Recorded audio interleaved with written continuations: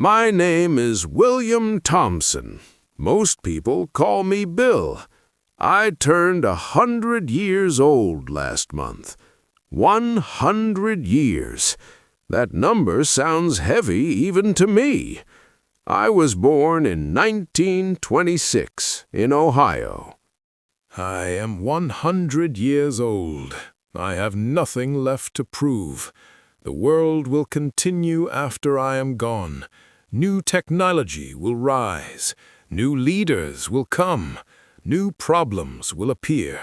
But the fundamentals of a meaningful life will not change. Love people. Stay active. Have purpose. Let go of pride. Worry less. Laugh often. And remember that one day, if you are lucky, you too will sit in a quiet room looking back, hoping you chose what truly mattered. This is my confession, and if you are listening carefully, maybe it can become your wisdom before you turn 100. The Great Depression still casting its shadow. I have lived through world wars, the civil rights movement, economic crashes, the moon landing, the internet, and now a world where people stare at small glowing screens more than they look into each other's eyes. And today, sitting in this old wooden chair by my window, I want to confess something. Not about crimes, not about scandals, but about life. About what truly mattered and what didn't. If I could speak to my younger self, I would tell him to slow down. When I was in my 20s, I believed success meant working non-stop. I joined the workforce young. I built a small construction business from nothing. I chased contracts. I chased growth. I chased reputation. I was obsessed with proving myself. I thought being a man meant being tough, being busy, being unbreakable. I missed dinners, I missed school plays. I told myself I was doing it for my family, and in many ways I was. But here is my first confession. I confused providing with being present. They are not the same thing. My children grew up faster than I noticed. One day they were asking me to play catch, and the next day they were packing for college. Time does not warn you before it leaves. I have buried friends. That is something nobody prepares you for. When you are young, death feels distant. It feels like something that happens to other people. But as the decades pass, the phone calls begin. Heart attacks, cancer, accidents. I stood beside too many hospital beds. I attended too many funerals. And every single time, I heard the same thing whispered through tears. I wish we had more time. Nobody ever said, I wish I had worked overtime. Nobody said, I wish I bought a bigger house. They wished for moments, conversations, forgiveness. That is my second confession. Relationships are the only real wealth. At 100 years old, I do not remember the exact amount of money in my bank account at 45, but I remember the sound of my wife's laugh when we danced in the kitchen. I remember holding my newborn son for the first time. I remember sitting on the porch with friends, talking about nothing important at all. Those are the riches that survived time. Here is something else I learned the hard way. Your body keeps score. In my 40s, I ignored my health. I ate whatever was quick. I slept too little.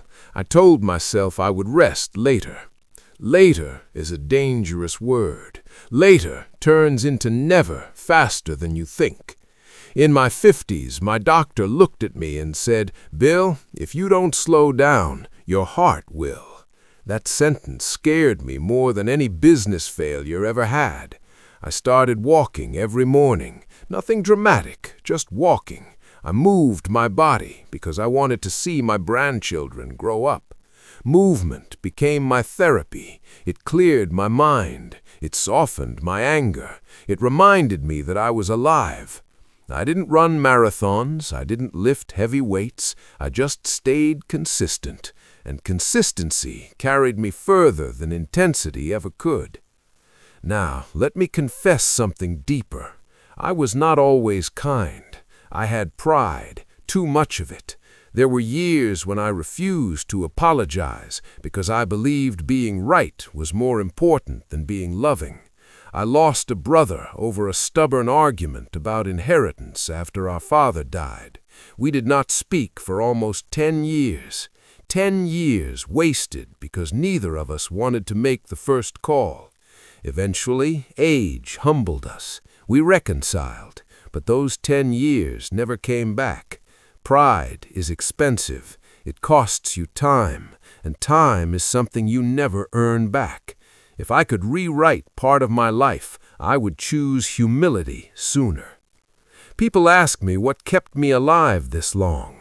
I tell them it wasn't luck alone. It was purpose.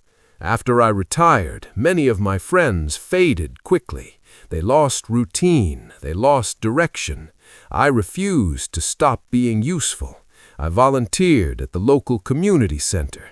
I mentored young men starting businesses. I read books. I stayed curious. Purpose does something powerful to the human spirit.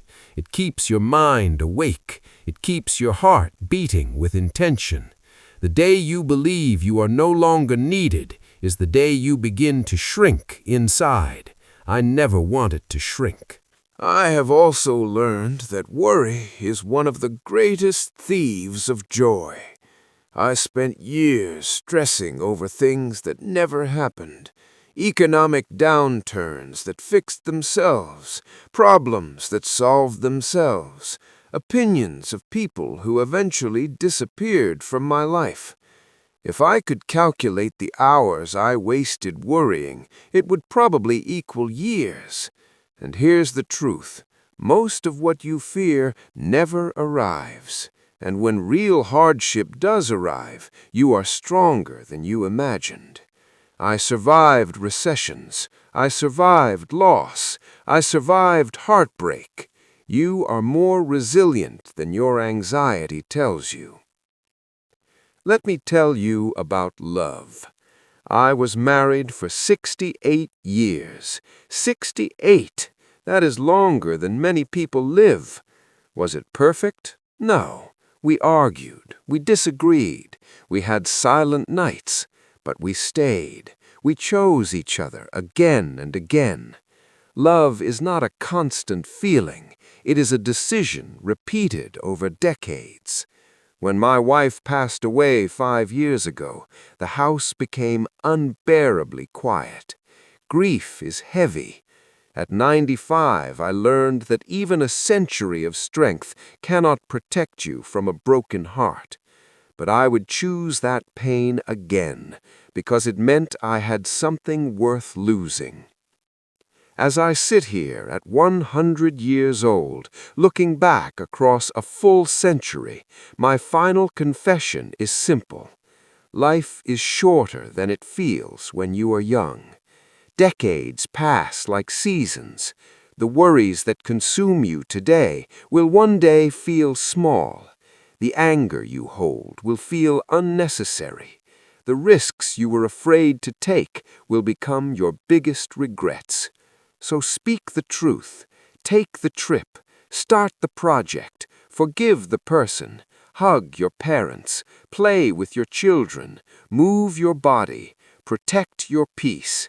Stay curious, stay kind.